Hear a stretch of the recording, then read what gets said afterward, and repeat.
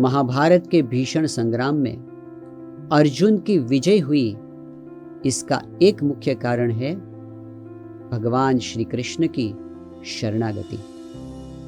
अर्जुन 3 बार शरणागति लेता है श्री कृष्ण भगवान के पास।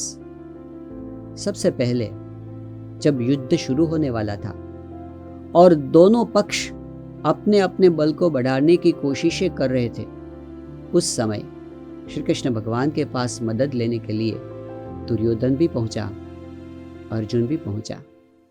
कृष्ण भगवान जब जागे तो अर्जुन पर पहली दृष्टि पड़ी। उन्होंने कहा कि अर्जुन, एक और मेरी एक अक्षौहिणी सेना है जिसका एक एक योद्धा मेरे जैसा बलवान है, और दूसरी ओर मैं अकेला हूं और मेरी प्रतिज्ञा है कि इस युद्ध में मैं शस्त्र को छूने वाला नहीं। अब आपको दोनों में से एक की पसंद करनी है।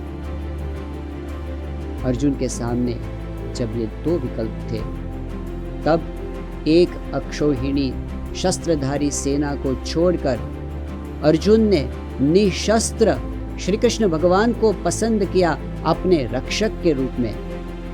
यह पहली शरणागति थी।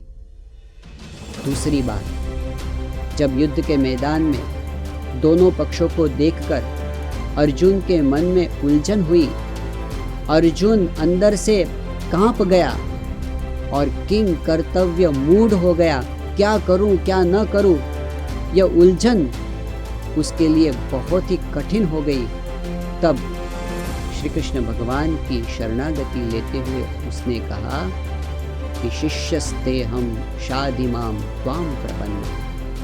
यह अर्जुन की दूसरी शरणागति थी कि मैं क्या करूं और क्या न करूं, मेरी समझ में नहीं आ रहा। अब आप ही मुझे बताइए। भगवद गीता के 18वें अध्याय तक श्री कृष्ण भगवान ने अर्जुन से बात की, वार्तालाप हुआ, चर्चा प्रश्नोत्तर हुए, संशय उत्तर हुए, और अंत में तीसरी शरणागति लेते हुए अर्जुन ने कहा कि मैं वही करूंगा जो आप मुझे कहेंगे, करिष्ये वचनम तवा। यह तीसरी शरणागति थी। पहली शरणागति भगवान को रक्षक के रूप में स्वीकार करना। दूसरी शरणागति जब हमारे जीवन में कोई उलझन आ जाए, कोई दिशा न सूझे, तब भगवान के पास मार्गदर्शन लेना, सच्चे गुरु के पास मार्गदर्शन लेना। और तीसरी शरणागति है कि अपने मन के सभी तर्कों को छोड़कर निर्णायक के रूप में भगवान और गुरु के वचन का स्वीकार करना और उसी वचन के अनुसार करने की प्रतिज्ञा करना। हमारे जीवन में, हमारे आचरण में जब हम लेते हैं, तब सच में हम सफल हो जाते हैं। प्रमुख स्वामी जी महाराज गीता का सार बताते हुए कहते हैं कि भगवद गीता का सार यह श्लोक है। कृष्ण भगवान ने जो कहा था, सर्वधर्मान परित्यज्य मामेकम शरणम व्रज।